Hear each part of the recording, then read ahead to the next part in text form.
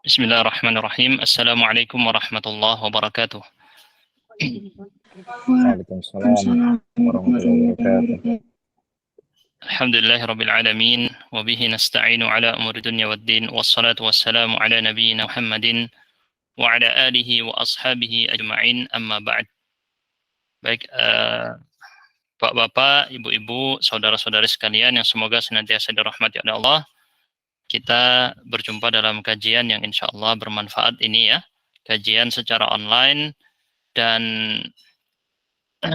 tentu ada banyak hal yang menarik untuk kita bahas dalam pertemuan kali ini sesuai dengan judul yang seperti terlihat di layar ya. Kita akan membahas amal ibadah 10 hari pertama di bulan Dzulhijjah kita usahakan sesuai dengan sunnah Rasulullah SAW berdasarkan apa yang sampai kepada kita berupa riwayat-riwayat hadis yang dijelaskan oleh para ulama-ulama ahli hadis. Nanti kita akan bahas secara ringkas saja sebenarnya seperti yang bisa dilihat di layar. Kitab yang kita ambil di sini dua kitab yang sebenarnya merujuk kepada kitab-kitab induk ya. Dua kitab ini hanya untuk memudahkan saja, yaitu karya dari Syekh Profesor Dr. Sa'ad Al-Khuthlan dan juga Syekh Dr. Abdullah Al-Farih atau Al-Furaih. Saya kurang tahu bacaannya Al-Farih atau Al-Furaih. Dari dua kitab ini akan kita bahas insyaallah ta'ala dalam pertemuan kali ini secara ringkas.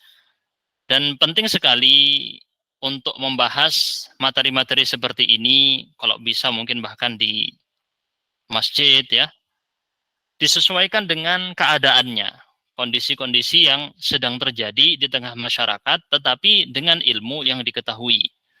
Tetapi tidak masuk kepada ranah-ranah yang sifatnya nawazil, kecuali mereka yang sudah memiliki kapasitas ijtihad, mujtahid. Dia masuk ke ranah nawazil. Nawazil itu apa? Perkara-perkara yang tidak pernah terjadi di masa Rasul kemudian terjadi di masa sekarang. Seperti kejadian corona kemarin ya, COVID.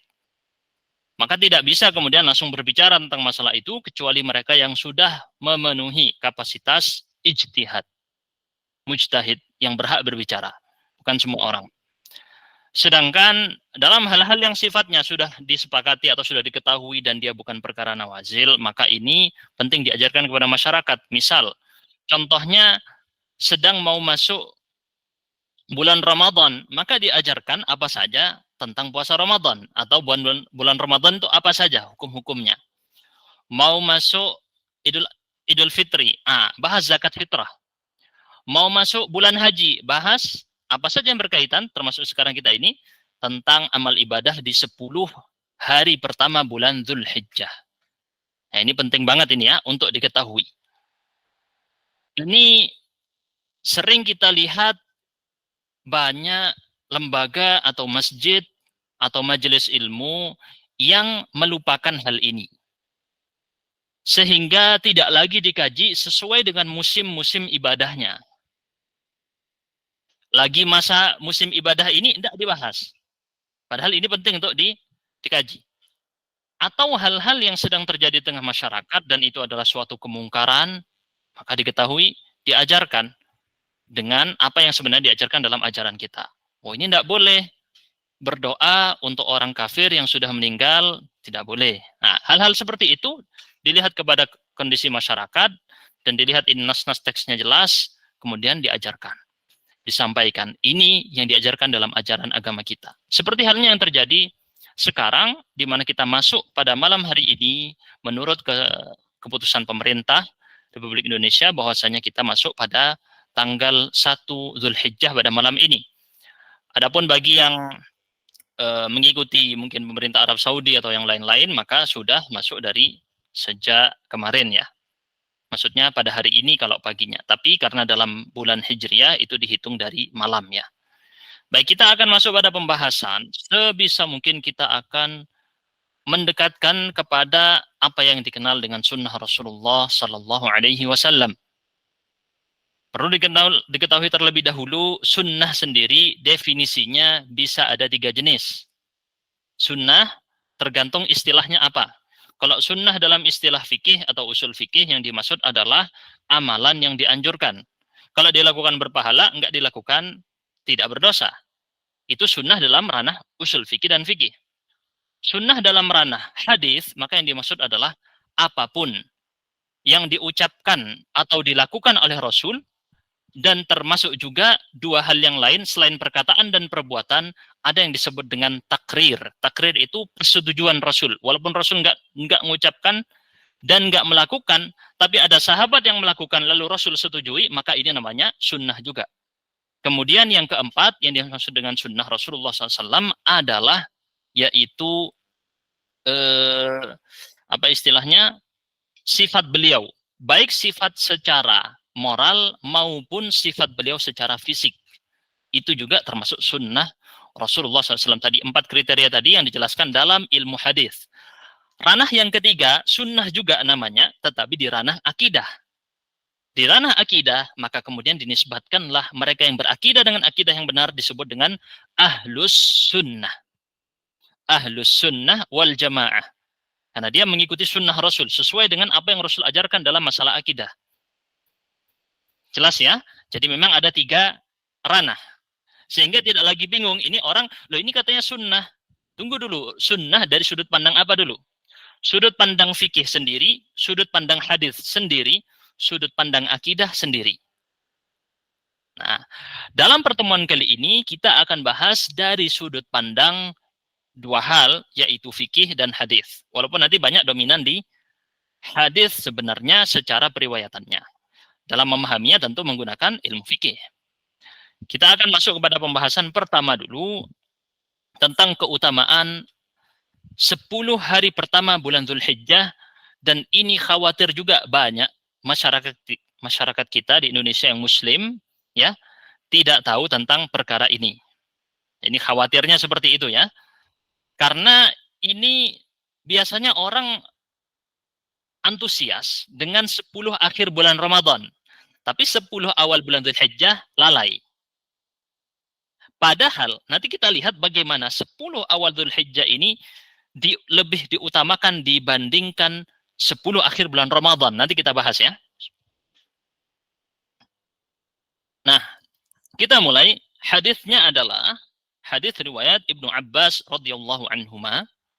Ini maaf kalau saya tampilkannya kanan kiri begini ya. Yang Arab nanti di kanan, yang di kiri adalah yang berbahasa Indonesia. Dan kebetulan yang hadir di sini adalah beragam. Ada yang sudah pernah belajar bahasa Arab, ada yang tidak pernah sama sekali. Karena beragam, maka kita akan menggunakan metode pendekatan yang paling mudah. Sebagaimana dalam sholat, imam melihat kepada yang paling lemah, begitu ya. Maka di sini saya memposisikan banyak di sini yang mungkin juga belum pernah belajar bahasa Arab, maka saya posisikan saya sedang mengajarkan kepada orang umum semuanya. Untuk orang secara luas. Pada 10 pertama bulan Dzulhijjah, ini dilewatkan dalam hadis Sahih Bukhari, bahwa Rasul SAW bersabda, mal amalu fi ayyamin afdala minha fi hadhihi. Tidak ada amal di hari-hari apapun, bentuk nakirah itu ya kalau udah belajar nahwu, afdala yang lebih utama, minha dibandingkan, ya, dibandingkan daripada yang ada pada ayyam al-ashr, hari-hari 10. Tidak ada amalan, berarti ma-nya di sini kalau mungkin di ilmu nahwu biasa dikenal dengan ma al-hijaziyah, yang biasa bermakna laisa. Laisal amalu. Tidaklah amal perbuatan, karena afdala di situ bacanya berarti dia khabar ma al-hijaziyah. Ini kalau dari sudut pandang bahasa Arab. Tidak ada yang melebihi amal soleh yang lain, hanya di situ berarti kembali kepada al-amal kalau kita lihat dari segi terjemahannya. Fi hadhihi, pada hari-hari ini, yaitu yang dimaksud 10 hari pertama bulan Dzulhijjah. Maka kemudian para sahabat menanyakan, karena Rasul bilang, tidak ada amal soleh yang lebih utama. Dalam riwayat yang lain, di dalam riwayat Abu Dawud dan Tirmidzi, ahabbu, lebih dicintai. Kalau dalam riwayat Imam Ahmad di musnadnya, a'zama, lebih agung. Ya, ada 3 riwayat ya. Di Bukhari, afdal, lebih utama. Di Abu Dawud dan Tirmidzi, ahab, lebih dicintai. Di dalam Ahmad, a'zam, lebih agung. dibandingkan amal soleh di 10 hari ini, awal Dzulhijjah. Maka para sahabat bingung kan? Maka mereka mengatakan, walal jihad. Ya Rasul, apakah kemudian jihad itu kalah? Secara pahala, jihad kalah secara keutamaan. Bahkan Rasulullah mengatakan, walal jihad, bahkan jihad pun, jihad di jalan Allah kalah pahalanya. Illa rajulun, kecuali. Ada pengecualian ya. Ada yang mengalahkan amal soleh di awal pertama Dzulhijjah. Sepertiga pertama Dzulhijjah. Siapa itu? Rajulun kharaja yukhatiru binafsihi wa malihi falam yarji' bisyai'. Kecuali orang yang dia berangkat jihad dengan badan, jiwa, dan hartanya, lalu dia berjihad, perang di jalan Allah. Ini perang ya jihad yang dimaksud ini. Dan dia nggak kembali. Nyawanya lenyap, hilang, hartanya habis untuk jihad. Maka orang ini amalannya lebih utama dari semuanya tadi. Khusus orang ini. Orang yang bisa melakukan hal tersebut. Faham ya di sini ya? Berarti ya, bahkan pahala jihad di jalan Allah yang tidak mencapai jenis tadi, sifat yang tadi, dia di bawah amal di awal Dzulhijjah. Ingat, ini akan menjadi hadis yang saya jadikan pembuka ini adalah menjadi pokok utama dari kajian kita dan di semua kajian apapun tentang keutamaan 10 hari awal bulan Dzulhijjah.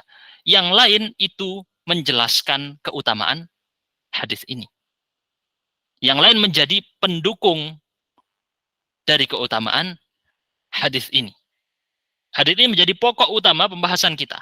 Bagaimana 10 pertama bulan Dzulhijjah dari tanggal 1 sampai 10 sampai nanti hari Idul Adha adalah amalan solehnya mengalahkan jihad. Dan mengalahkan amal soleh apapun di hari yang lain. Misal sholat zuhur, di awal bulan Dzulhijjah, pahalanya lebih besar dari sholat zuhur di selain bulan Dzulhijjah di awal. Faham ya? Misal orang puasa Senin Kamis, puasa hari Senin di tanggal 1 sampai 10 Dzulhijjah, pahalanya lebih besar dari puasa Senin di hari bulan yang lain. Sedekahnya juga gitu. Dan yang lain-lain bahkan melebihi bulan Ramadan. Bahkan melebihi bulan Ramadan. Kenapa? Karena kita lihat tadi dia pakai nakirah ayyam. Jadi kita lihat bagaimana ini termasuk daripada bentuk lafadz umum. Bentuk lafadz umum. Nanti kita lihat ya. Atau dalam bentuk mutlak dia sebenarnya. Dalam bentuk mutlak. Kalau dalam lafadznya tadi ada yang bilang umum, ada yang bilang mutlak.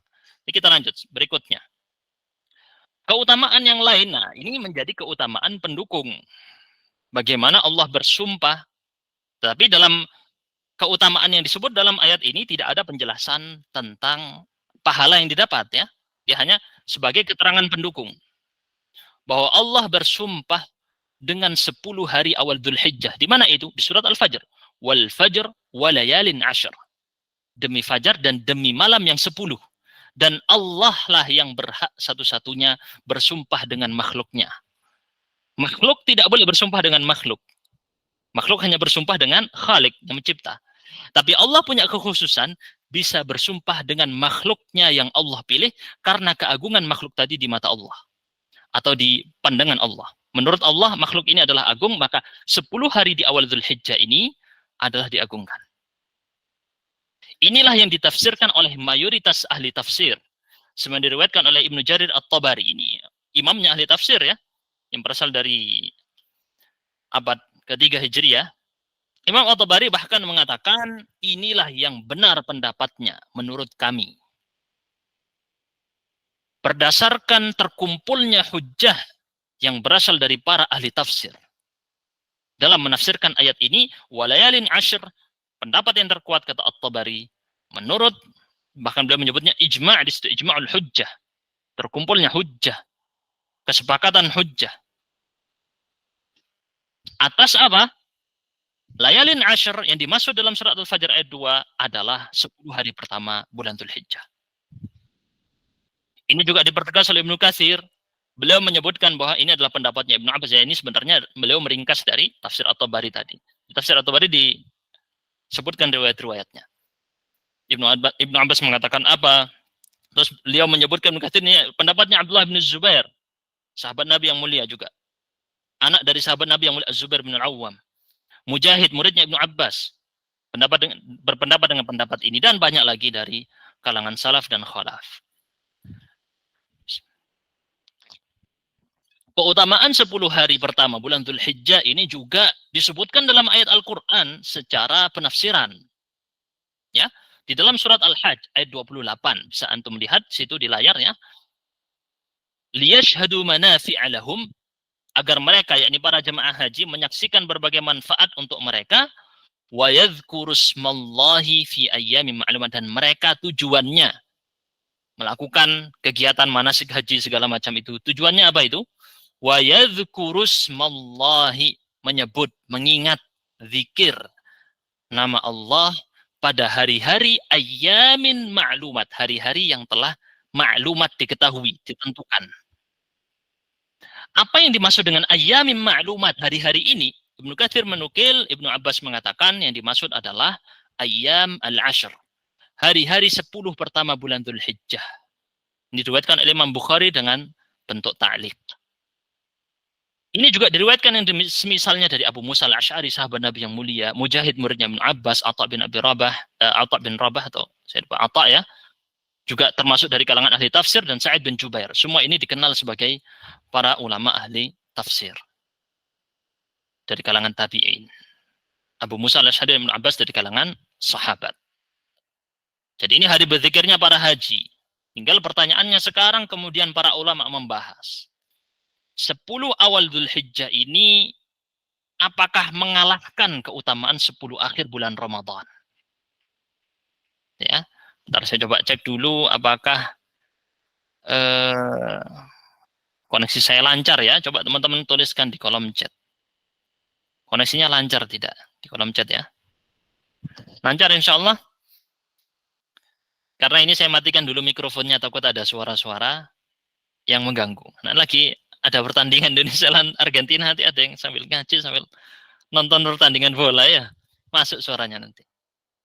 Nah, kebetulan saya enggak terlalu suka bola, jadi ya nggak nonton. Dan kebetulan sekarang 1 Dzulhijjah, takut kelewatan ini keutamaannya sekarang saya kasih tahu, biar dapat pahalanya sekarang, dari sekarang nih. Kalau saya ngadakannya besok, kajiannya telat dong 1 hari, hilang pahalanya banyak, betul ya? Baik. Ini biar kita ngitungnya, untungnya jangan untung duniawi terus. Ini untungnya hari ini aku dapat untung berapa ya, dihitung. Ya untung pahalanya tidak pernah dihitung. Biar nggak mikirnya duniawi terus. Duit, uang terus. Ini pahala, ini uang sebenarnya. Uang kita yang sebenarnya ini nanti di akhirat ini pahala ini nggak kelihatan ini. Kok sibuk dengan yang ngurusin yang belum jelas ini dapat pahala atau tidak. Kita masuk sekarang pada pembahasan 10 awal Dzulhijjah ini apakah lebih utama. Nah, kita bahas dulu di sini. Kita tentu mengambil pendapat sebagian ulama ya, yang menurut kita memang sesuai dengan dalil yang kita pandang. Ya, adapun ulama lain mungkin berpendapat lain ya, monggo dipersilahkan, bukan perkara yang perlu dipeributkan di sini. Kita lihat Ibnu Taimiyah, Al-Imam Ibnu Taimiyah rahimahullah mengatakan yang pendapat ini yang paling enak kalau kita lihat secara dalil. Karena ini seperti bertabrakan gitu ya. Bagi orang awam kayak tabrakan loh. Katanya 10 hari terakhir bulan Ramadan paling bagus. Katanya loh, ini kok hadisnya bicara 10 hari awal bulan Dzulhijjah lebih bagus juga. Yang mana ini kayak bertabrakan gitu ya. Maka yang mengetahui hal ini adalah para ulama. Bagi para ulama ini tidak bertabrakan. Ada caranya. Maka cara ini kemudian mereka menjelaskan, oh, kata Ibnu Taimiyah, ayyamu ashri Dzulhijjah ay naharuha afdal min ayyamil ashri min Ramadan. Jadi kalau dari sudut pandang siang hari, 10 hari pertama awal Dzulhijjah lebih utama daripada siang hari 10 akhir bulan Ramadan. Jadi kalau siang lebih utama Dzulhijjah.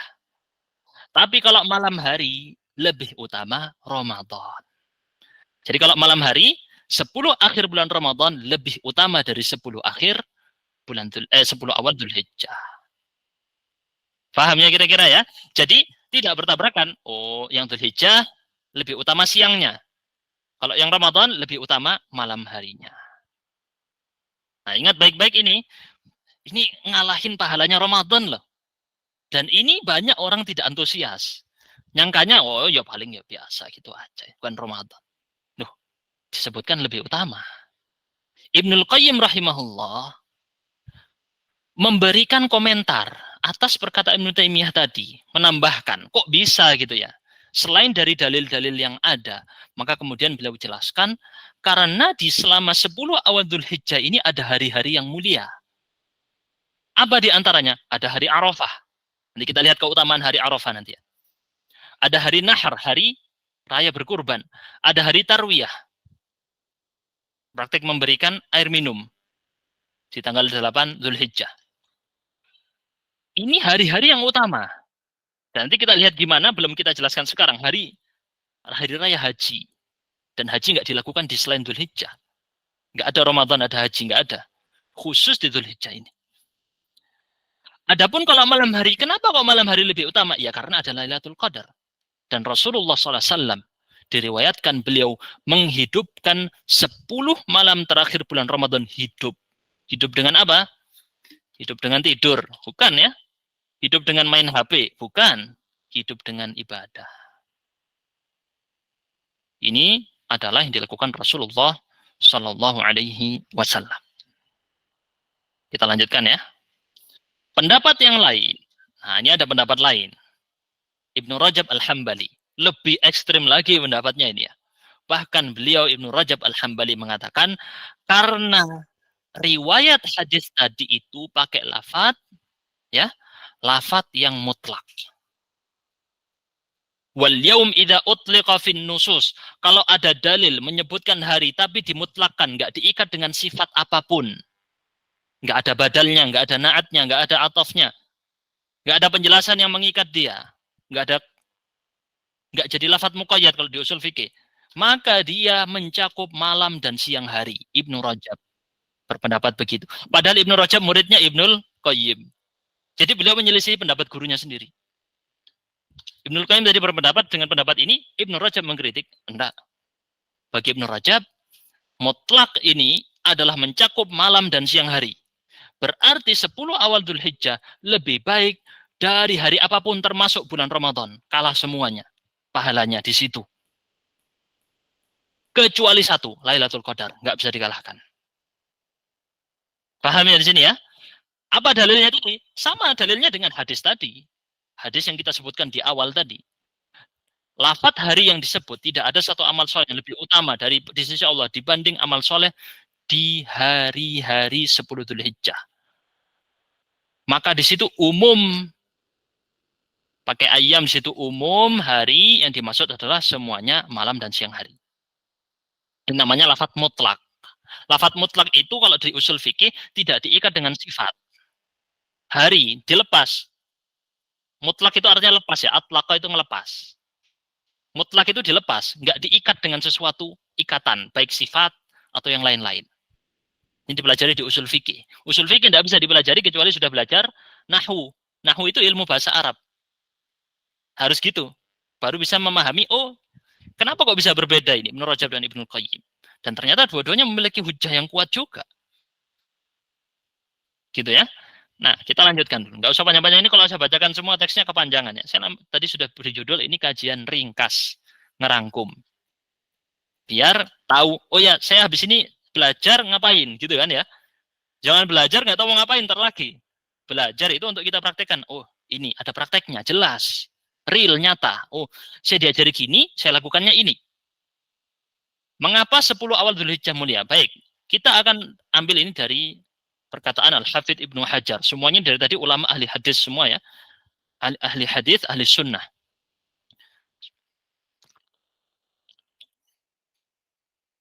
Sehingga penjelasannya pasti sangat tepat dalam menjelaskan sunnah Rasul dibandingkan mereka yang bukan termasuk daripada kalangan yang ahli di bidang hadis. Kita lihat perkataan Al-Hafidz Ibnu Hajar, ini sudah dikenal dalam ilmu hadis ya, yang paling unggul di bidang ilmu hadis. Kalau tanpa beliau ya tidak seperti ini sekarang ilmu hadis. Ibnu Hajar rahimahullah mengatakan ya, kenapa kok bisa awal Dzulhijjah ini mulia? Sampai-sampai tadi kan mengalahkan bulan Ramadan menurut sebagian ulama. Karena di sini terkumpul ummahat al-ibadah. Ummahat ini jamak dari ibu-ibu. Ummahat itu ibu-ibu ya.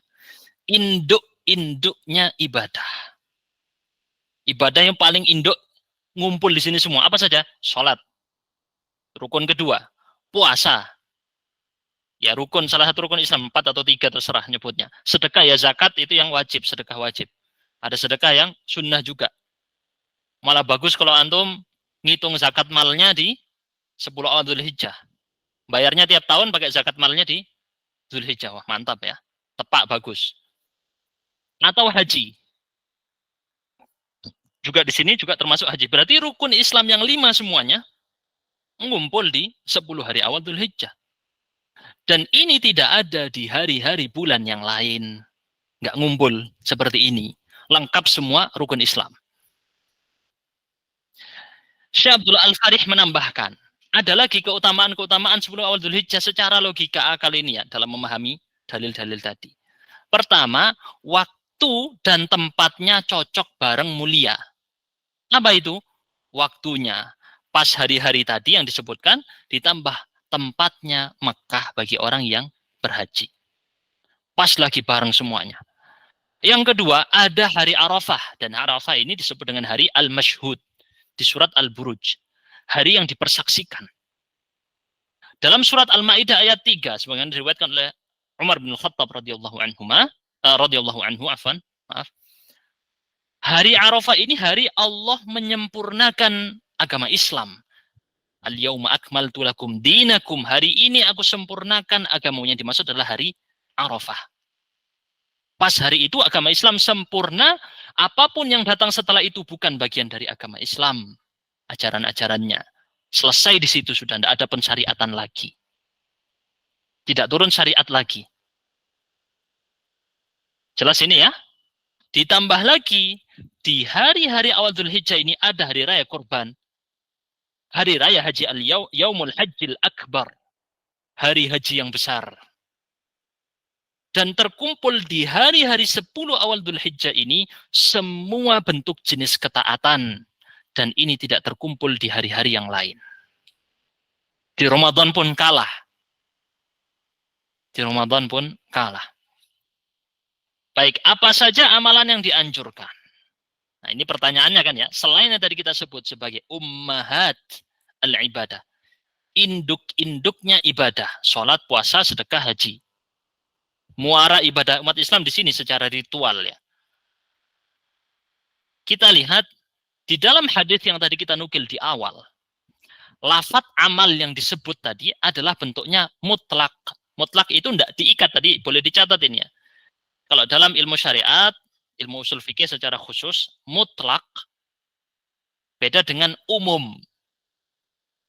Tapi saya tidak mau merinci perbedaannya, tapi saya mau kasih tahu dulu, mutlak di bahasa Arab dan dalam ilmu syariat berbeda dengan mutlak secara biasa di bahasa Indonesia. Ada kesamaannya, iya, tapi tidak sedetail dalam bahasa Arab. Enggak seperti antum bilang mutlak bahasa Indonesia ya, enggak, bukan. Mutlak ini memang mirip dengan bahasa Indonesia tadi, tapi lebih detail lagi di ilmu usul fikih, dia tidak diikat dengan suatu sifat atau keterangan apapun yang datang setelahnya. Baik dia pengikatnya itu tersambung dalam satu teks narasi ataupun terpisah di dalil yang lain. Jelas ya?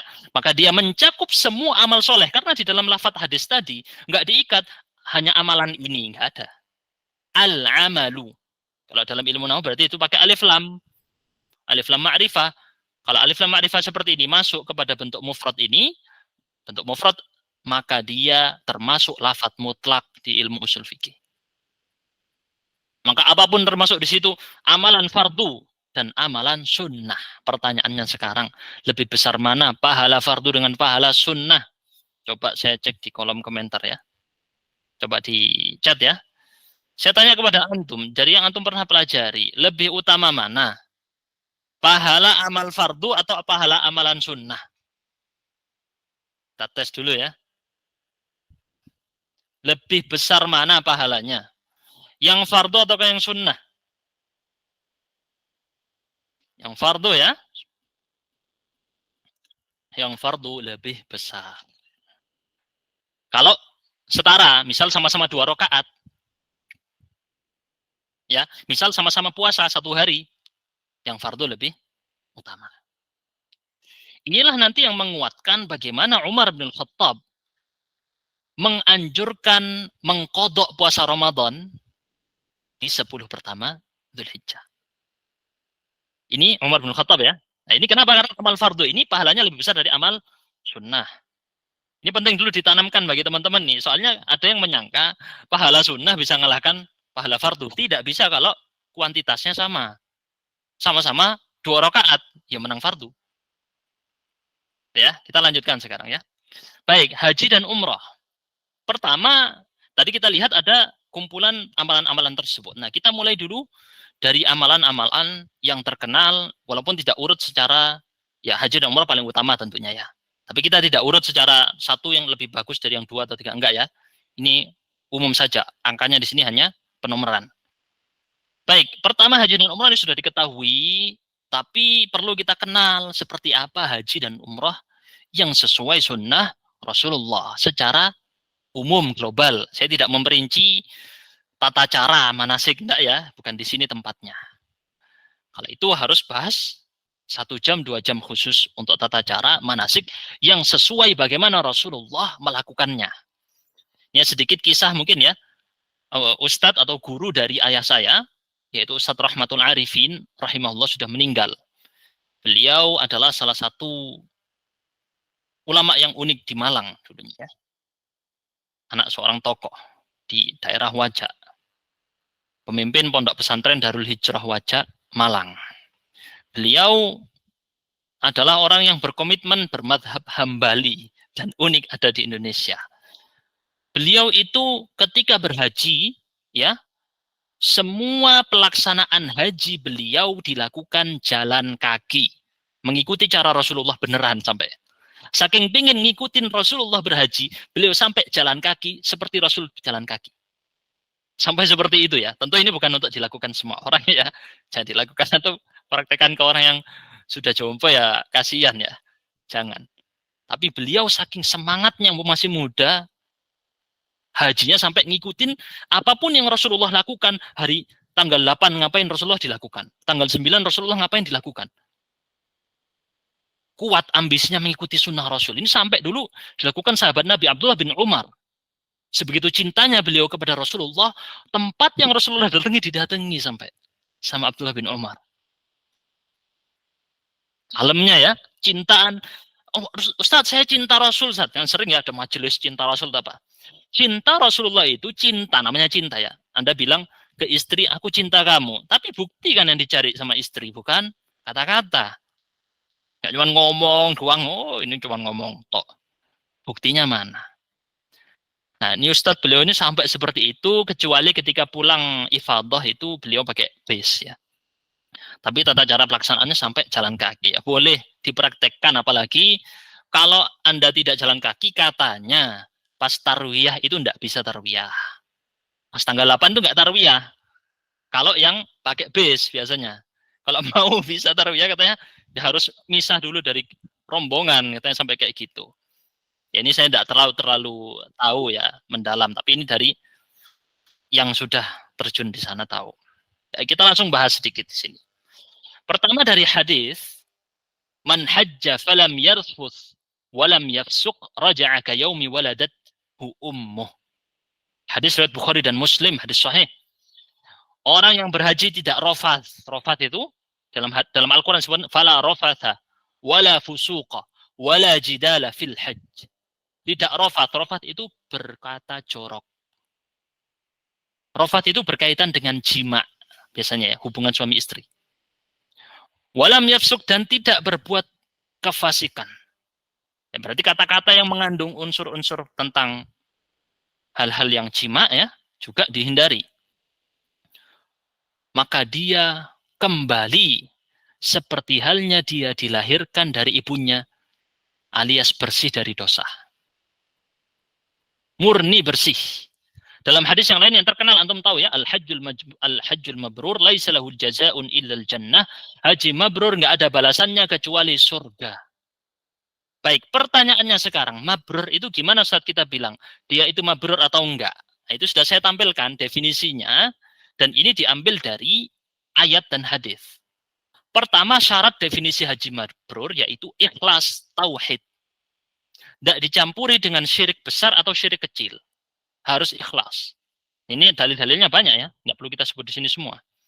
Yang kedua harus mutaba'ah, ngikuti caranya Rasul. Karena Rasul SAW bersabda, khudhu anni manasikakum. Ambil dariku tata cara pelaksanaan haji kalian. Ambil dariku.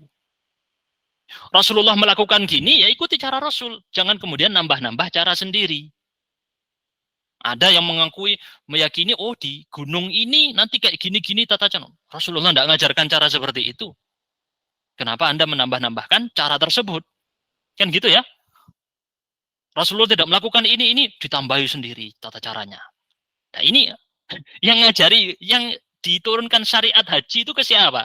Ke Rasulullah atau ke Anda? Apa Anda ngarang sendiri tata caranya? Anda ya. Rasulullah melakukan dari wahyu. Dari malaikat Jibril. Dari Allah. Anda boleh nambah-nambah cara-cara Rasulullah tidak melakukan, tidak ngajari kok diyakini ini nanti ada dapat pahala gini-gini. Dari mana asal-usulnya? Ini juga penting nih. Bagaimana belajar nanti kalau yang mau haji, yang belum haji, atau yang mau umrah, belum umrah, ikuti gimana tata cara Rasulullah dulu berumrah dan berhaji. Tutorial, ada tutorialnya diikuti. Pertama melakukan ini, kedua melakukan ini, enak kalau diikuti secara tutorial. Kalau belajar secara fikih mungkin pusing ya, syaratnya ini, apa rukunnya ini, pusing nanti kalau secara fikih biasanya. Tapi kalau ikut tutorial wis enak, tinggal ngikutin. Yang ketiga, dari harta yang halal. Rasulullah SAW bersabda, la yaqbalullahu salatan bi ghairi tahur wala sadaqatan min khulul. Intinya Allah tidak menerima sedekah dari harta haram. Innallaha thayyibun wa la yaqbalu illa thayyiban. Allah itu maha baik, tidak menerima kecuali dari yang baik.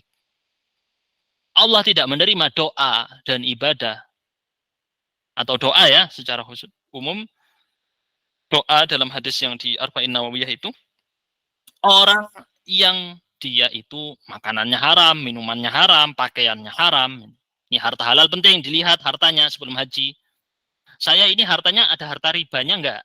Ada riba enggak ini? Praktik riba dilakukan enggak? Hartanya ini ada campur harta syubhat enggak? Hati-hati. Hartanya ini ada ngambil harta orang lain enggak? Zalim. Ini bahaya nih ya teman-teman sekalian ya. Korupsi, segala macam. Ini jangan sampai dipakai untuk dana haji. Kalau memang sudah qadarullah Ustaz, ini ternyata hartanya dulu saya dapat dari gaji yang makan harta riba.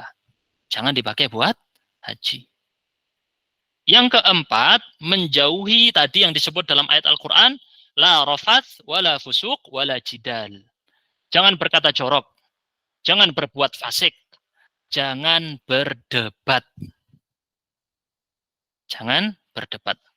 Baik, kita lanjutkan. Dan kepanjangan ini ya. Baik, kalau haji dan umrah kan dilakukan orang-orang khusus ya. Bagi kita yang nggak berangkat haji gimana? Takbir, tahmid, zikir umum. Dan ini diperbanyak. Bahkan bukan hanya diperbanyak, dikeraskan. Ini termasuk sunnah yang ditinggalkan zaman sekarang, nggak dikeraskan. Ini kita lihat bagaimana dulu para sahabat Nabi. Diriwayatkan oleh Ibnu Abbas, bahwasanya Abdullah bin Umar dan Abu Hurairah, dua sahabat Nabi yang paling banyak meriwayatkan hadis, paling tahu sunnah Rasul.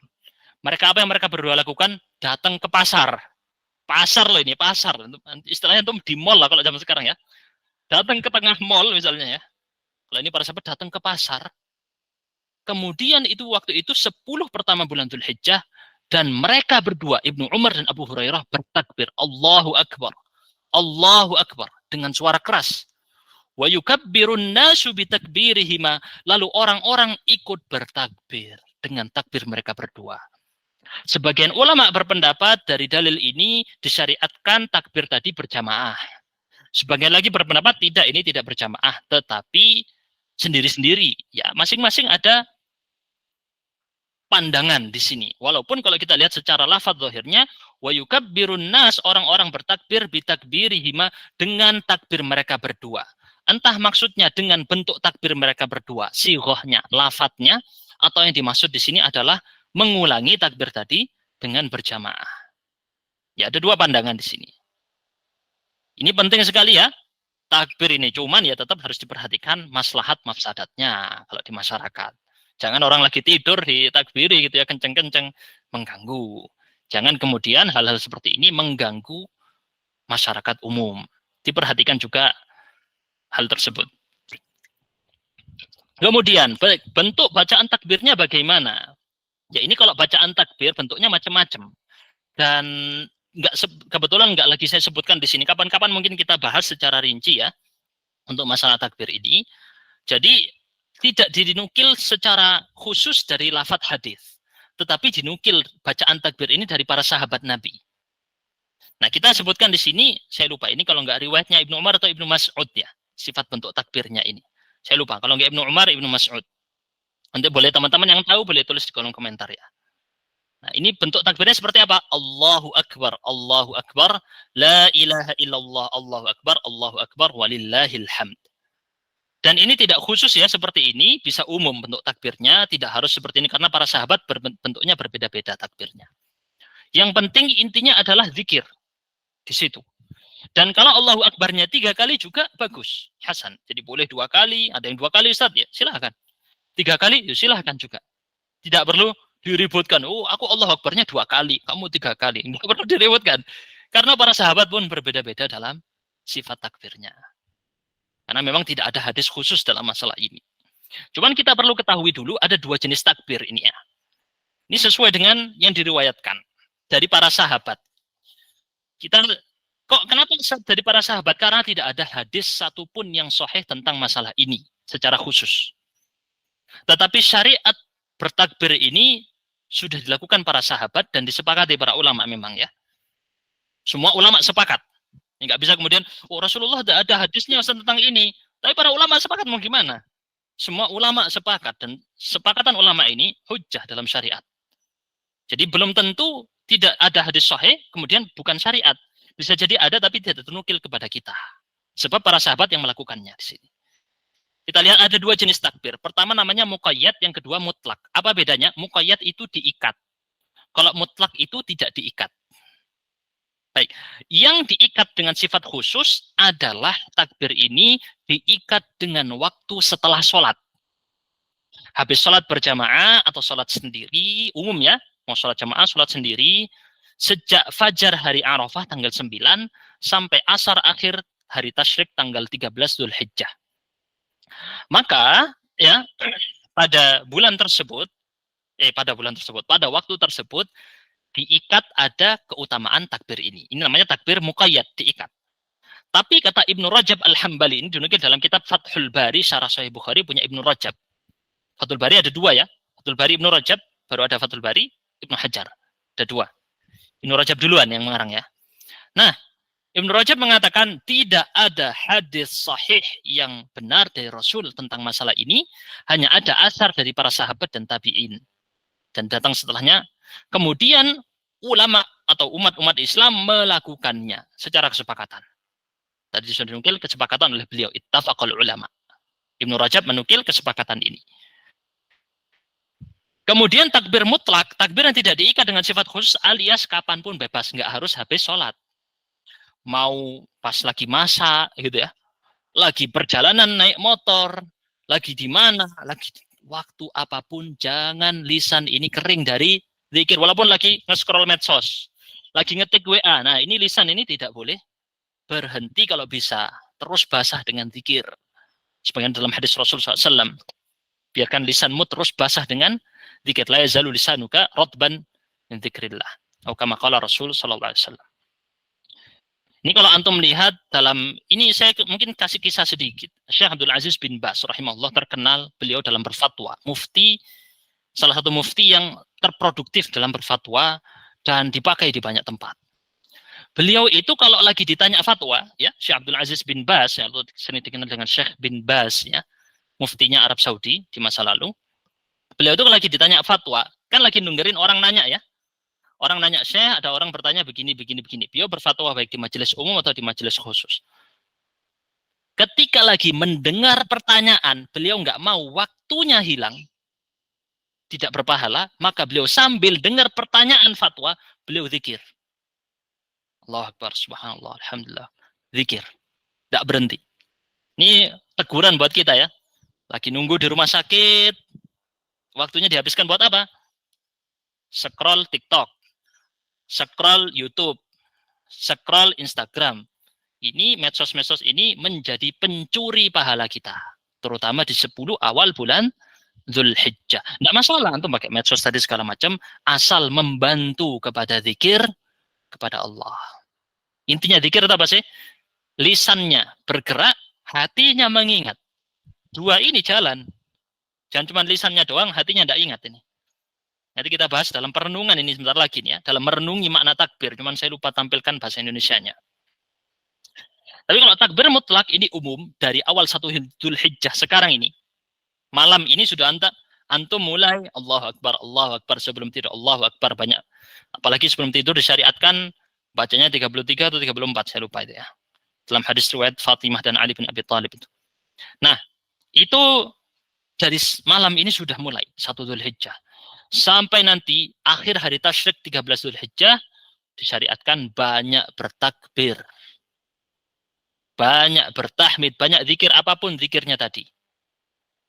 Diperbanyak, lebih daripada hari-hari lain. Tadi saya sudah bilang, kita sudah jelaskan, Allahu Akbar Anda ucapkan di sekarang lebih besar pahalanya daripada lafaz Allahu Akbar yang Anda ucapkan di hari yang lain selain 10 Dzulhijjah pertama. Walaupun sama bentuknya, hasilnya beda. Itu hitung-hitungannya, kalkulatornya ini nggak main sekarang nih. Ini orang tidak kelihatan pahalanya saja. Begitulah memang kalkulatornya kita ini bukan sekarang, nanti. Ketika kita semua dibangkitkan, balik lagi hidup setelah mati. Hidup bukan cuma satu kali ya. Nggak seperti kata-kata orang, you only live once ya, YOLO, kamu hanya hidup sekali. Enggak. Umat Islam hidup, percaya hidupnya dua kali. Hidup setelah mati ada lagi. Hidup kedua, itulah kalkulator yang sesungguhnya.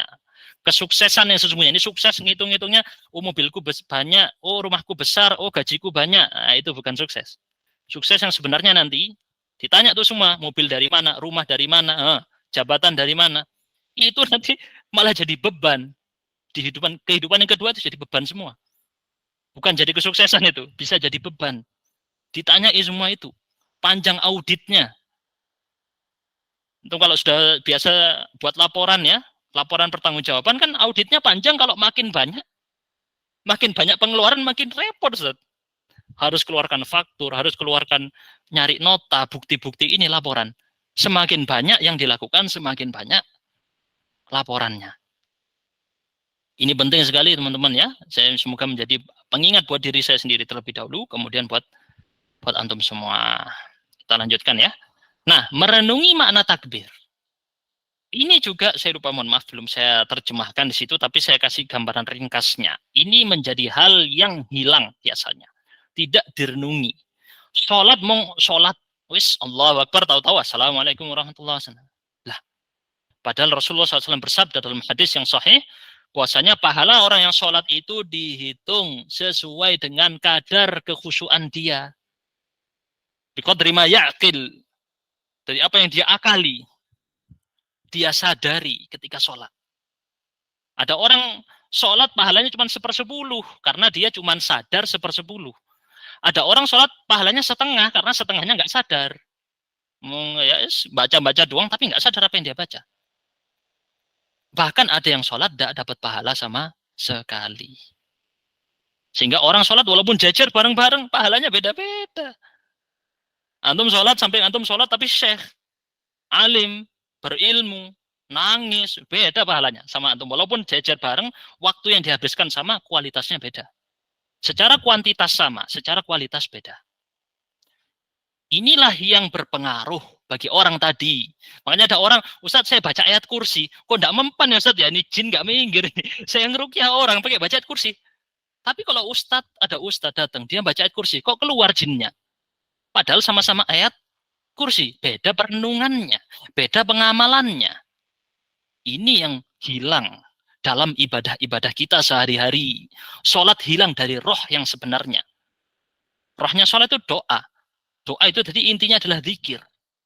Kan gitu ya dalam hadis-hadis, intinya sholat adalah doa, dan doa intinya adalah zikir. Dari semua syariat kita semuanya, amal ibadah itu kalau antum lihat, semuanya intinya adalah zikir. Zikir maksudnya adalah secara bahasa ya, dzakara itu nginget. Dzakara itu ingat. Maksudnya biar ingat. Ini renungan utama. Syekh Sa'ad Al-Khatlan dalam teks Arab ini, beliau mengatakan ya, lafaz akbar ini lebih besar atau lebih baligh, lebih kena dibandingkan lafaz a'zam atau ajal. Dalam pengungkapan pengagungan itu lebih besar secara makna. Kemudian beliau mengatakan maknanya Allah akbaru min kulli ma yakhturu fil bal. Allah itu lebih besar dari apapun yang terdetak di dalam, apa ini istilahnya ya, hati. Muncul dalam hati sekilas, apapun itu semuanya kalah besar. Wa akbaru min kulli syai'in dzatan wa qadran wa izzatan wa jalalatan. Lebih agung dari apapun sesuatu itu secara zat, secara ukuran, secara kemuliaan, apapun semuanya kalah.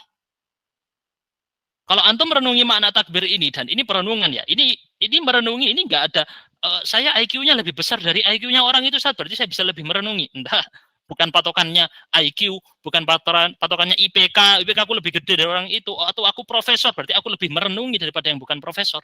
Oh enggak, perenungan ini kita nggak bisa ngukurnya.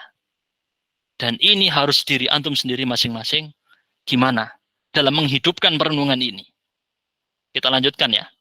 Syariat atau ibadah yang dianjurkan lagi, sunnah Rasul yang sangat jelas dan antum sudah tahu semuanya, puasa. Nah, ini ada yang khusus ya, selain puasa Arafah, ntar lagi kita bahas. Pertama, puasa Arafah dulu. Rasulullah SAW bersabda, antum sudah tahu, terkenal ini dalam hadis Abi Qatadah, Siyamu yaumi Arafah ahtasibu ala Allah. Puasa hari Arafah, aku menyangka, aku berharap dari Allah, an yukaffira sanata allati qablahu was sanata allati ba'dahu. Agar Allah menghapus dosa tahun setelahnya dan dosa tahun sebelumnya. Maaf, 1 tahun sebelumnya dan 1 tahun setelahnya. Saya kebalik menerjemahkannya. Ini sudah terkenal, hadis ini ya, sudah sangat terkenal. Baik, kita akan lihat penjelasan Imam Nawawi dalam memaknai ini, yukaffiru dzunuba sha'imihi fis sanatain. Yang dimaksud yang dihapus di sini apa kata Imam Nawawi? As-saghair, dan ini para ulama juga sudah membahasnya. Yang dimaksud adalah dosa kecil. Wa illam takun saghair, kalau bukan dosa kecil, yurjat takhfif minal kabair. Kalau enggak ada dosa kecil katanya. Misalnya orang bersih enggak ada dosa kecil, atau mungkin yang dimaksud di sini bisa jadi kalau bukan dosa kecil yang dimaksud dalam hadis ini, maka yang diharap juga bisa meringankan dosa besar.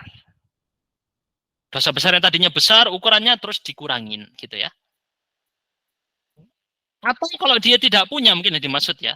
Mungkin ilam takun ini maksudnya nggak punya. Kalau dia nggak punya dosa kecil, misalnya punyanya cuma dosa besarnya dikurangi. Fa ilam yakun, nggak punya dosa besar, nggak punya dosa kecil, maka diangkat derajatnya. Maksudnya nggak punya itu karena dia sudah taubat sebelum-sebelumnya, setiap hari istighfar ya hapus ya. Sudah hilang dosa-dosanya, saking alim dan taatnya ibadah, dia ketika melakukan puasa Arafah dinaikkan derajat. Nah ini teman-teman mungkin tidak sadar tentang masalah derajat ini. Di dalam hadis Sahih Bukhari, derajat itu adalah level surga. Tingkatan surga, dan antara satu surga, satu tingkatan dengan tingkatan yang lain itu jaraknya antara langit dan bumi. Jadi surga ini bertingkat-tingkat, dan yang paling tinggi adalah surga Firdaus, nggak bisa tinggi lagi ya. Dan surga Firdaus adalah tempat Rasulullah ada di situ. Dan langsung di atasnya adalah arsy-nya Allah, langsung atasnya. Jadi ini derajat ini teman-teman, nabungnya di sini antum teman-teman ya. Jadi walaupun sama-sama surga, tapi belum tentu antum satu level ini. Nggak bisa satu level sama yang lain ya. Beda, jaraknya seperti langit dan bumi.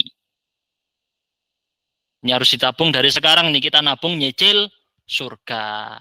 Biasanya nyicil rumah, KPR, ini nyicilnya surga harus dari sekarang. Kalau nggak gitu, nggak cukup duitnya kita, pahala ini. Dalam hadis yang lain, Sahih Muslim, Rasulullah SAW bersabda, "Ma min yaumin aktsara min ayyu'tiqallahu fihi 'abdan minan nar min yaumi Arafah." Tidak ada satu hari apapun yang lebih banyak Allah membebaskan hambanya dari neraka. Pakai lafaz id, pembebasan budak, sampai pakai lafaz itu ya. Dari hari Arafah dibanding hari Arafah. Wa innahu layadnu, bahkan Allah akan mendekat. Summa yubahi bihimul malaika, lalu Allah akan membandingkan. Yubahi ini di situ diartikan menampakkan keutamaan ya. Kalau antum belajar bahasa Arab, yubahi, yubahi itu membanggakan. Mamerno, mempamerkan. Maka Allah mempamerkan mereka, para hamba-hamba, terutama khususnya mereka yang berhaji. Ketika wukuf di Arafah, Allah membanggakan mereka, yubahi bihimul malaika, kepada para malaikat. Nampakkan keutamaan. Fayaqul ma arada haula, apa yang mereka mau inginkan. Ini ngapain mereka? Mau pinginnya apa? Antum lihat ketika wukuf di Arafah ini puncak dari semua praktek manasik haji adalah wukuf di Arafah.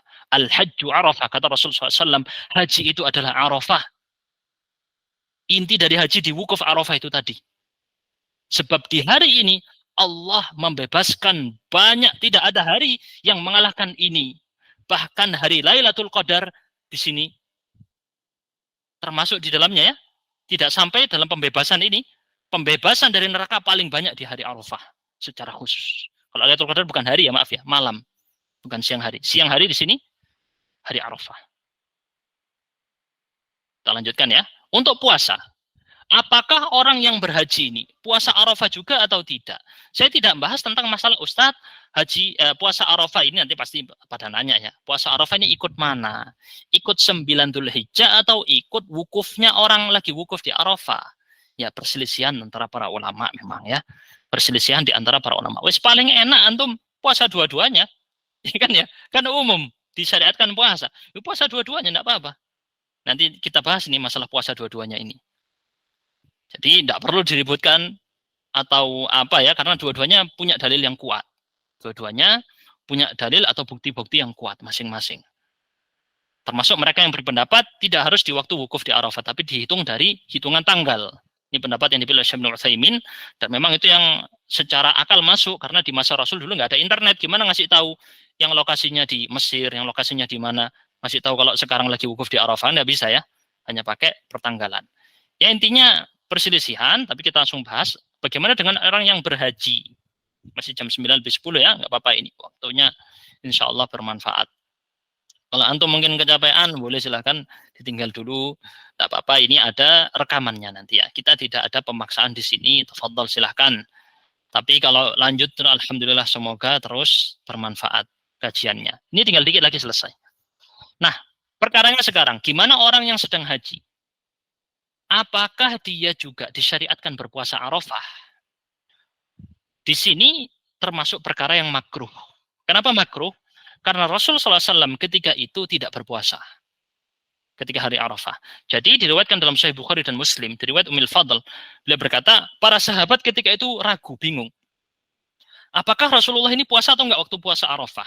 Maka kemudian Ummul Fadl, istri Rasulullah SAW, radhiyallahu anha, mengirimkan kepada beliau, membawakan kepada beliau satu nampan yang di situ ada susu. Enggak berani nanya. Pakai isyarat langsung nanya, kasih susu, ternyata sama Rasul diminum susu tadi. Enggak nanya, Rasul apakah puasa atau tidak? Enggak. Pakai benda tadi ya, ternyata Rasul minum. Berarti Rasulullah lebih utama orang yang sedang berhaji untuk tidak berpuasa sebab Rasulullah melakukan hal itu. Dan perbuatan Rasulullah SAW ini didasari wahyu. Dan cara beliau berwukuf di Arafah adalah cara terbaik. Tidak mungkin tidak ada yang mengalahkan cara beliau. Dan cara beliau ketika itu adalah tidak berpuasa. Kemudian berikutnya, langsung kita singkat, ada lagi tadi keterangan tapi tidak perlu kita bahas ya. Bagaimana Ustaz sekarang pertanyaannya? Puasa dari tanggal 1 sampai 9. Misalnya antum sekarang tanggal 1, berarti besok mulai puasa, boleh. Disunnahkan. Ya, disunnahkan berpuasa full dari tanggal 1 sampai tanggal 9. Kalau nggak mampu semuanya, boleh sebagian. Atau cukup dengan hari-hari yang disyariatkan, misal puasa Daudnya, dicampur dengan puasa Senin Kemisnya, Dicampur dengan puasa apalagi qada Ramadan. Tambah dianjurkan lagi. Kita bahas dulu yang ini, puasa sunnahnya dulu. Kita nggak bahas qada Ramadan. Disunahkan. Kenapa? Para salaf melakukannya. Siapa saja? Ibnu Umar, sahabat Nabi. Ibnu Sirin, tabi'in. Mujahid, tabi'in. Atha, tabi'in. Mereka mengikuti Ibnu Umar melakukan ini. Dan semua madhab yang 4, Hanafi, Maliki, Syafi'i, Hambali, semua sepakat tanggal 1 sampai 9 disunnahkan puasa. Tidak perlu lagi didengar orang-orang yang bilang tidak disunnahkan puasa. Tidak ya, karena semua madhab 4 ini sepakat atas hal tersebut. Kecuali memang tidak, maksudnya pendapat yang bilang tidak disunahkan, malah berdosa. Ini berbahaya kalau sampai berpendapat seperti ini ya. Kemudian kalau tidak mampu, maka sebagian. Kalau nggak mampu lagi, hari Arafahnya tadi. Bahkan kalau nggak mampu hari Arafah, para ulama sampai bilang, sebagian harinya puasa. Untuk menghormati hari tersebut. Kita lanjut. Nah, tapi pertanyaannya, apakah Rasulullah sendiri berpuasa dari tanggal 1 sampai 9? Tidak ada hadis apapun yang menukil beliau melakukannya. Secara lengkap 9 hari, nggak ada. Tetapi, Syekh Sa'ad Al-Fatlan menjelaskan, Rasul terkadang memerintahkan sesuatu, tapi beliau sendiri nggak melakukannya untuk maslahat yang lebih baik. Ada tujuan-tujuan tertentu. Seperti antum tahu bagaimana Rasul meninggalkan sholat tarawih berjamaah lagi di masjid yang dulunya beliau lakukan. Untuk maslahat yang beliau inginkan. Atau contohnya di sini beliau nukil puasa Daud. Rasulullah menganjurkan puasa Daud. Tetapi kenyataannya beliau bukan praktek full selama umur hidupnya berpuasa Daud. Tetapi Aisyah radhiyallahu anha meriwayatkan beliau yasum, beliau puasa sampai kita nyangka beliau enggak lagi batal puasa, atau maksudnya la yuftir itu tidak berbuka puasa, maksudnya enggak puasa gitu ya kalau bahasa kita ya. Atau beliau lagi enggak puasa sampai seakan-akan ini beliau kok enggak puasa ya, tiap hari makan terus Rasul. Kalau lagi puasa, tiap hari kok puasa terus, kapan Rasulullah enggak puasa? Ini Aisyah menceritakan bagaimana Rasulullah berpuasa. Jadi Rasulullah menganjurkan puasanya Nabi Daud, tetapi beliau tidak melakukannya full sebagaimana Nabi Daud melakukannya untuk tujuan maslahat yang lebih baik. Ini yang menjadi landasan. Ibnu Umar sendiri melihat keumuman. Nah, ini yang tadi saya sebut lafaz hadis yang di awal tadi, ma min ayyamin al-amalu fihinna ahabbu ila Allah min hadhil ayyamil 'ashr. Tidak ada hari-hari yang amalnya itu lebih dicintai. Amal di sini lafadznya masih umum. Hari di sini amal tadi lafadznya mutlak, maaf salah ngomong ya. Ayyam di sini adalah lafadz umum. Ayyam di sini adalah lafadz umum. Al-ayyam al-ashr, maaf salah ngomong. Hadhil ayyam al-ashr. Al-ayyam al-ashr. Ya, ini masih lafadz umum, semuanya kena. Lafadz umum di ilmu usul fikih, semuanya kena di sini. Maka dia mencakup semuanya. Oleh karenanya Ibnu Umar memahami hadis ini dengan beliau mempraktekkan puasa full lengkap dari tanggal 1 sampai 9. Jelas ya? Mungkin sudah cukup ini. Mungkin kalau ada yang mau berdiskusi panjang lebar tentang itu bisa saya ladeni ya, tentang masalah syariat puasa 1 sampai 9. Kita lanjutkan. Mengganti hutang puasa Ramadan di 1 sampai 9 Dzulhijjah qadha. Ini juga dianjurkan menurut Umar bin Khattab, tapi Ali bin Abi Thalib menyelisihi ini. Ali bin Abi Thalib memandang ini adalah perkara yang dilarang. Imam Ahmad bin Hambal berpendapat dengan dua pendapat. Ada pendapat beliau memilih Umar bin Khattab, ada pendapat memilih Ali. Jadi ada perselisihan antar para sahabat dalam masalah ini. Tapi kalau kita lihat dalam keseluruhan hadis tadi memang umum, bahkan ya dianjurkan di situ. Apapun amal solehnya tadi, maka mengganti qadha Ramadan, puasa Ramadan ini paling pas waktu ini. Pahalanya dikali lipat gandakan lebih. Amal yang berikutnya adalah berkurban. Ini terakhir ya. Amal terakhir sudah selesai ini kajiannya. Berkurban ini, berkurban hewan sembelihan, ini hukumnya memang ada dua pendapat ya.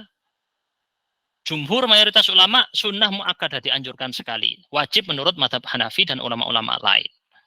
Memang ada mazhab yang berpendapat wajib. Dalilnya apa? Mangkana lahu sa'atun, Rasul bersabda, barang siapa yang punya kemampuan, walam yudhahi, dan dia nggak mau korban. Kalau punya duit, nggak mau korban, maka fala yaqrabanna musallana, jangan dia mendekati tempat sholat kami, tempat sholat Id. Disuruh jangan mendekati tempat sholat Id. Sampai segitu ya. Tegasnya ancaman ini. Dan ini menjadi dasar bagi para ulama mewajibkan kurban bagi yang mampu. Gajinya cukup, alhamdulillah. Termasuk mampu di sini ya. Tapi mayoritas ulama mengambil keringanan yang luar biasa di sini, sunnah muakkadah. Dilihat dengan hadis-hadis yang lain. Disunnahkan secara kuat. Dan tidak perlu saya panjang lebar karena waktunya takut nggak cukup ya. Jadi ini gambaran riwayat pernah Rasulullah SAW menyembelih ya 2 ekor kabsh. Kabsh ini domba. Amlah. Amlah ini putihnya menang dominan, ada hitam-hitamnya. Kayak ini, kalau di sini riwayat yang lain seperti ini ya. Akrana ini bertanduk 2. Rasulullah menyembelih keduanya dengan tangan beliau sendiri. Wasamma wa kabar, beliau mengucap basmalah dan mengucap Allahu Akbar. Jadi beliau menyembelih 2 ekor kambing, yang satunya memang beliau sembelihkan sebagai sembelihan bagi umat Rasul yang tidak mampu menyembelih hewan kurban. Sudah ditanggung beliau sembelihannya di situ, di 1 kambing tadi, 1 domba tadi. Untuk tahu mungkin riwayatnya ya, tapi saya tidak memperinci karena waktu khusus untuk sembelihan ini webinar sendiri ya, nggak cukup di sini. Tapi saya kasih lihat gambaran sembelihan beliau diperkirakan seperti ini karena berdasarkan hadis yang diriwayatkan oleh Abu Sa'id Al-Khudri. Nah, hadis ini sahih dalam Sahih Abu Dawud ya, Sunan Abu Dawud. Rasulullah SAW melakukan, bukan bersabda ya, dinukil oleh Abu Sa'id, beliau menyembelih kabsh, 1 ekor domba, akron yang memiliki tanduk, yang dia itu melihat fisawat, berarti keliling matanya itu hitam. Wa ya'kulu fisawat, keliling mulutnya hitam. Wa yamshi fisawat, kakinya hitam. Seperti ini gambarannya kira-kira. Baik. Hewan kurban terbaik, unta, kemudian sapi, kemudian kambing. Ini menurut pendapat madhab ya. Yang terbaik secara kualitas, yang tergemuk, dan yang terbaik. Bahkan Abu Umamah Al-Bahili meriwayatkan, sahabat Nabi yang mulia radhiyallahu anhu, kunna nusamminul udhiyata bil Madinah. Kami para sahabat dahulu menggemukkan hewan korban kami. Jadi disyariatkan mempergemuk hewan korban sebelum disembelih. Digemukkan. Ibnu Taimiyah lebih panjang lagi, ini panjang sebenarnya teksnya ya di dalam kitabnya. Teks-teks penjelasan hewan kurban terbaik ini, Ibnu Taimiyah secara ringkas menjelaskan bahwa pahalanya tadi diukur berdasarkan harganya. Jadi jangan khawatir, kok sapiku cilik tapi harganya mahal gitu ya. Tetap di situ dilihat dari juga salah satu tolak ukurnya, pahala tadi diukur dari harga yang dibayarkan. Bukan sekedar ukuran tubuhnya. Selain tadi jenisnya, unta lebih besar pahalanya dari sapi, sapi lebih besar pahalanya dari kambing, juga dilihat dari kualitasnya. Kalau lebih gemuk itu lebih bagus. Kemudian dilihat dari harganya. Doa saat menyembelih, sunnah Rasul SAW, beliau mengucapkan basmalah, kemudian mengucapkan Allahu Akbar, kemudian mengucapkan doa. Ketika itu beliau mengucapkan Allahumma taqabbal min Muhammad, ya Allah terimalah dari Muhammad, wa ali Muhammad, dan dari keluarga Muhammad, wa min ummati Muhammad. Ketika itu beliau menyembelih untuk umatnya yang tidak mampu berkorban. Jadi kalau kita gimana Ustaz caranya? Dinukil oleh Syekh Sa'ad Al-Khutlan, kita bilang bismillah, wallahu akbar, Allahumma taqabbal minni. Kalau Anda menyembelih sendiri. Kalau Anda minta sembelihkan orang lain, perwakilan tadi menyembelihkan, bilang Allahumma taqabbal min titik-titik fulan siapa namanya. Itu ya. Wa ahli baitihi nanti kalau dan keluarganya yang jadi boleh penyembelihan tadi sekaligus untuk keluarganya, tidak perlu. Kalau mampu malah dianjurkan, malah suami korban sendiri, istri korban sendiri, anak korban sendiri, itu malah bagus. Tapi kalau enggak, boleh suami tadi mewakili semua keluarga. Jelas ya? Tidak perlu kita rinci di sini untuk fikih kurban ya. Nah, ini juga penting, tadi saya sempat mengingatkan agak terlambat ya. Tidak memotong rambut dan kuku. Ini juga disyariatkan kalau sudah masuk 1 awal Dzulhijjah, jangan potong rambut, jangan potong kuku sampai nanti berkurban. Ini hadisnya riwayat Muslim. Ini hadis riwayat Muslim.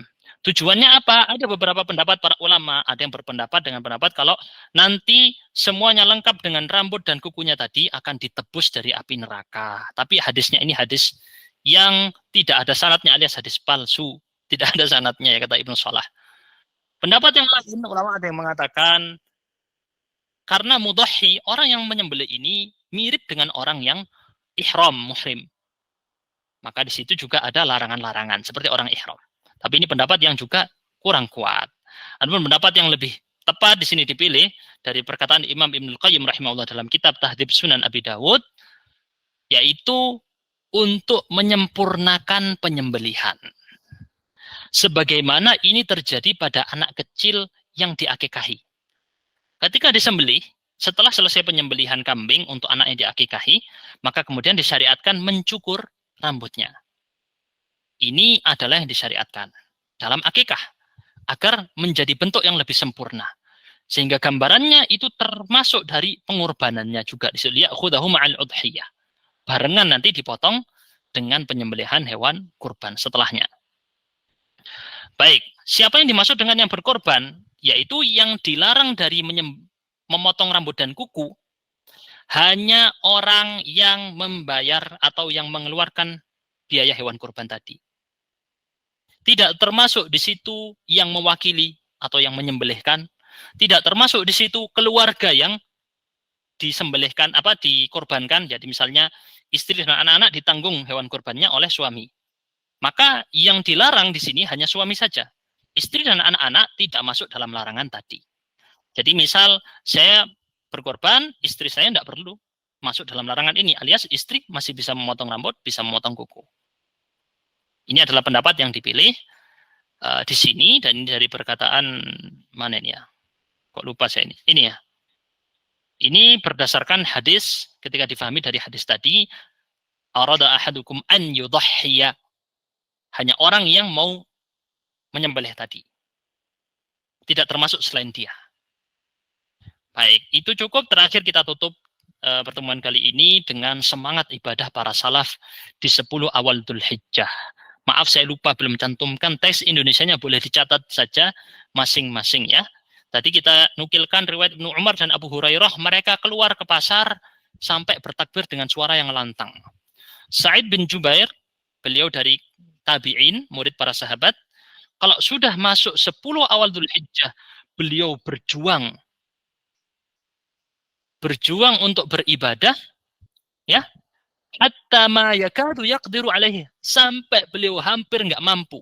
Misal sholat berdiri sampai nggak mampu berdiri.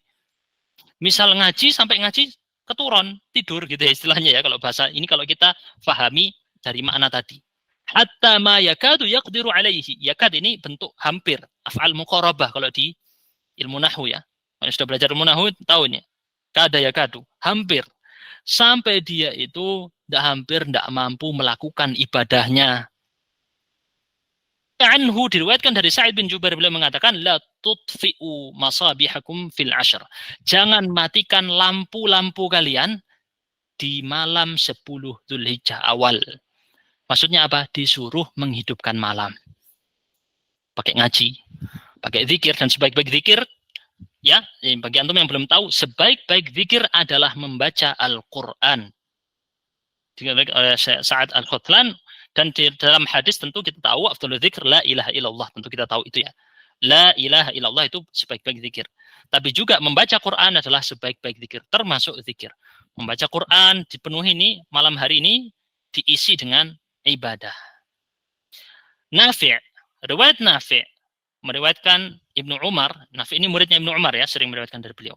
Annahu kana yukabbiru fi jami'i ayyamil 'ashr ala firashihi wa majlisihi.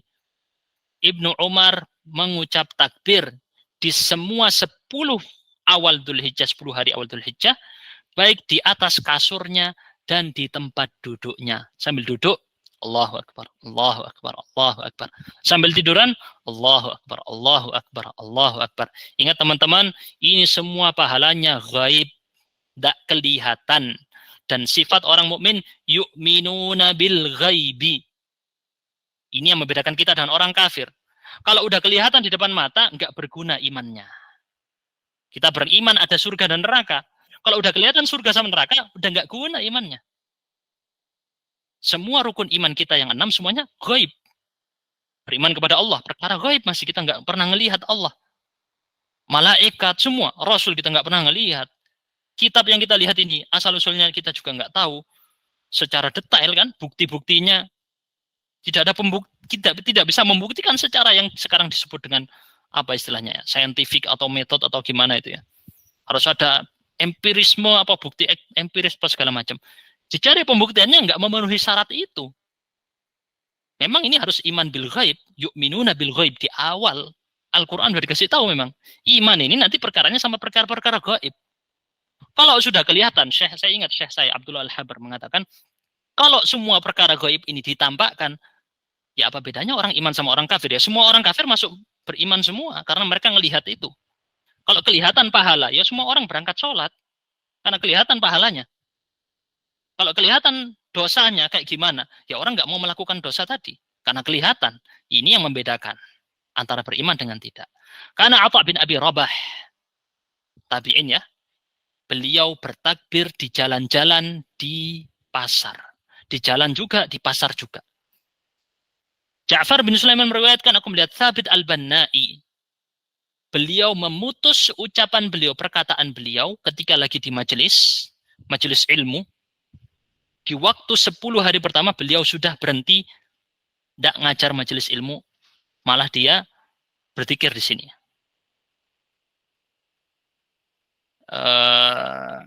Yaqta'u hadits fi ayyamil 'ashr, yakni fi majelis dzikr. Ya, majelis dzikr yang dimaksud bagi teman-teman yang tidak tahu, majelis dzikir yang dimaksud oleh para ulama di masa itu adalah majelis ilmu. Allahu akbar, Allahu akbar, Allahu akbar, wa qala innaha ayyamudz dzikr. Hakadha kana an-nasu yasna'una, faqala Ja'far ra'aitu Malik bin Dinar yaf'alu hakadha. Beliau melihat Malik bin Dinar juga melakukan hal ini. Hakadha an-nas yang dimaksud dengan kana an-nas yasna'un ini bagi teman-teman yang enggak tahu ya. Kana an-nas dahulu kalau cuma secara terjemah diartikan dahulu para orang-orang melakukan. Yang dimaksud orang-orang bukan orang biasa. Orang di sini para sahabat Nabi. Para sahabat Nabi dahulu melakukan ini. Yakni sudah selesai, berhenti, tidak ada dulu majelis-majelis ngobrol segala macam, fokus zikir. Sebagaimana ketika Ramadan dahulu para ulama memberhentikan majelis ilmu, majelis taklim berhenti. Tidak ada ceramah-ceramah lagi dulu. Fokus apa? Ngaji Quran. Ketika waktu 10 awal Dzulhijjah ini mereka sampai fokus zikir. Allahu Akbar. Ini dinukil oleh Ibnu Rajab dalam kitab Lataiful Ma'arif dan di kitab Tanbihul Ghafilin oleh karya As-Samarqandi. Wallahu a'lam bissawab. Telah selesai materi kita pada pertemuan kali ini. Mungkin cukup di sini ya untuk materinya. Terima kasih bagi yang sudah mengikuti dari awal sampai akhir. Saya berharap bisa kajian ini berbuah amal. Ini saya nyalakan mikrofonnya bagi yang mau bertanya dipersilahkan ya. Tapi pertanyaannya yang santai-santai saja, tidak terlalu sulit bagaimana. Dipersilakan boleh. Kalau ada, kalau tidak ada mungkin kita tutup. Ya, teman-teman di sini bagi yang berminat di sini kita sedang membuka program, ada 2 program ya. Program untuk anak-anak dan program untuk tahsin. Boleh dicek di website kursuskuba.com di situ ya. Di situ sudah ada di website di website kursuskuba.com. Di situ ada yang penjelasan tentang kelas anak-anak. Kenapa kok saya promosikan begini? Bukan benar-benar niat promosi ya, memang ada promosi juga. Cuman biasanya nanti pada nanya, kalau lagi nggak dibuka nanti nanya, kenapa kelas anak-anak ini nunggu bukanya lagi 1 semester? Karena dibarengin dengan semesternya anak-anak, mulai semester baru. Nanti khawatir kasihan, kepingin kelasnya buat anaknya, harus nunggu 1 semester lagi. Yang itu sekitar 5 bulan. Nah kan khawatir ya kayak gitu, maka bisa langsung dicek di kursuskuba.com, di situ ada. Begitu juga dengan kelas tahsin. Kelas tahsin ini nggak tentu kita buka terus. Tahsin ini cuma 1 bulan, tahsin ekspres namanya ya. Kita pilih dari pengajar-pengajar, banyakan yang sudah bersanad ijazah 30 juz hafalan. Sudah biasa dengan terjun di bidang tahsin, dan kita punya presentasi khusus, silakan dicek di Instagram kursus Kuba kalau mau tahu rincian tentang itu ya. Yang tahsin ini belum, nanti saya share juga di grup-grup mungkin di Telegram dan di WhatsApp ya, bagi yang penasaran dengan dua program ini, baik kelas anak-anak pun kelas kelas tahsin ya. Kenapa saya bilang seperti ini? Karena program kami ditutup gitu, tapi nanti nunggu buka lagi itu nunggu bisa sampai 3 bulan, 4 bulan, bahkan ada yang 6 bulan lebih. Kayak pada nanya program Sorof Express kapan lagi dibuka Ustaz? Nggak tahu ini kapan buka lagi. Jadi untuk buka program lagi itu lama banget. Kenapa? Ya itu jadwal ini dempet banyak program, kecuali kelas reguler. Kelas reguler ini cepat. Ya, boleh dicek di website dan di Instagram tadi. Untuk memudahkan teman-teman. Dan memang kita juga akan mengadakan, nah ini buat bagi yang masih di sini ya, ini kelas gratis, daurah gratis dengan para pemateri yang insya Allah kompeten bidangnya. Ada anggota MUI juga, anggota Komisi Fatwa MUI Pusat. Mungkin sudah tahu ya, Ustaz Izzuddin Al-Qassam. Juga Ustadz Abdurrahman Zahir, yang terkenal di Instagram itu ya. Kemudian juga ada ustadz-ustadz yang lain, yang juga konten-konten kreator, begitu juga mahasiswa di Madinah, S2 di Madinah, macam-macam lah ya, para pematerinya. Tapi slot kuotanya terbatas, gratis, untuk umum semuanya, insya Allah dalam waktu dekat, segera akan kita umumkan. Sampai sekarang masih belum, mohon maaf belum diumumkan ya. Dan itu kita target nasional, 38 provinsi se-Indonesia, ada 38 sekarang ya provinsinya, bukan 34 lagi. Dan Brunei, Darussalam ikut juga, teman-teman dari Malaysia juga, Thailand Selatan boleh juga ikut, dan TKI-TKW yang ada di di luar Indonesia. Baik, terima kasih banyak. Bagi teman-teman yang mungkin pada bertanya, nanti minta di-share PDF PowerPoint-nya, nanti mungkin saya boleh bagikan. Mohon maaf kalau materinya mungkin kebanyakan ya. Jazakumullah khairan, terima kasih sudah ikut dari awal sampai akhir. Rekamannya akan saya bagikan. Tidak ada pertanyaan ini ya.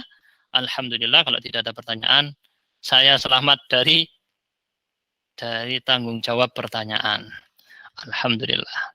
Kalau pertanyaan saya tidak berani. Sering kalau saya tidak tahu, sudah saya bilang tidak tahu. Teman-teman boleh nanya nanti kalau munculnya nanti, ingat di grup Telegram. Nah ini banyak nggak tahu grup Telegram. Telegram itu ada channel, kita channel @kursus Kuba. Ada lagi yang grup. Grup itu teman-teman biasa berdiskusi atau nanya. Kebanyakannya malah nanya tentang perkara-perkara agama. Nah itu boleh nanti di-chat di situ. Untuk grup WhatsApp kita buka dulu. Yang grup WhatsApp Kuba umum tidak boleh kita buka. Kenapa? Biasanya dipenuhi dengan promo. Malah nanti grupnya isi spam promo. Kalau nanti balik lagi seperti dulu, sekarang WhatsApp belum bisa ngatur itu. Kalau di Telegram bisa dimatikan.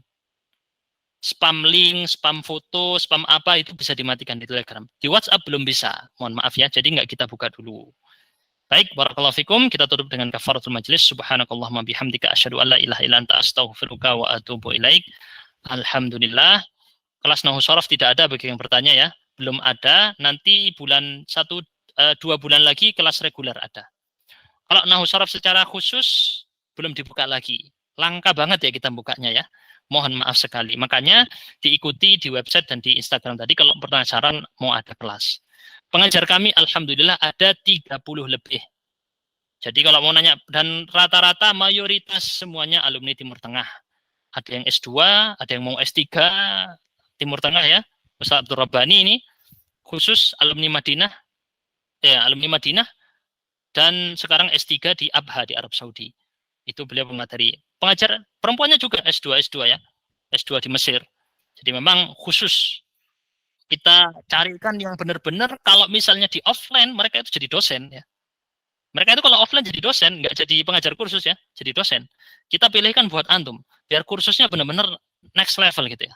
Tingkat Masya Allah. Dan materinya ini teman-teman nggak tahu ya. Materi untuk kelas tersebut memang khusus buatan. Kita buatnya gitu. Dan jangan khawatir, kelas gratis pun juga terus kita adakan. Di Kuba itu jangan kemudian khusus yang bayar-bayar toh. Enggak. Kita juga ngadakan kelas-kelas gratis rutin. Bagi yang sudah ngikutin dari awal tahu ya. Kita sering ngadakan kelas gratis. Untuk kelas tajwid tidak ada. Kelas tahsin apakah bisa untuk anak? Boleh. Silahkan untuk anak-anak juga bisa ya. Boleh untuk anak-anak, boleh. Kita tutup dulu. Subhanakallah bihamdika asyhadu an la ilaha illa anta astaghfiruka wa atubu ilaik. Kapan-kapan kita bertemu lagi dengan musim-musim ibadah yang lain. Wassalamualaikum warahmatullahi wabarakatuh. wabarakatuh. Barakallahu fikum. Jazakallah Jazakum khairan. Jazakallah khair Ustaz. Jazakum khairan. Barakallahu fikum. Terima kasih sudah mengikuti